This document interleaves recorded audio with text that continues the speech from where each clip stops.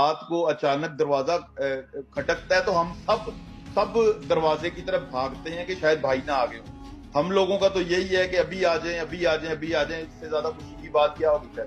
ہاں تو وہ ہم لوگ تو تیار ہیں اس چیز کے اوپر. اگر وہ بات کرنا چاہتے ہیں تو ہماری فیملی تیار ہے کہ ہم ان کے ساتھ بات کریں گے.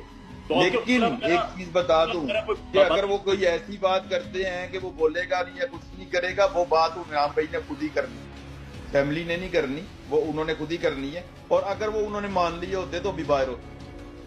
جیسے بہت سارے لوگ اٹھائے گئے ہیں, دوسرے دن تیسرے دن واپس آ جاتے ہیں, تو اس کا مطلب یہی ہے کہ وہ لوگ ان کے اس کے اوپر آ جاتے ہیں جو وہ کہنا چاہ رہے ہیں, لیکن وہ بھائی اس کے اوپر آ نہیں رہے اس لیے نہیں آئے واپس.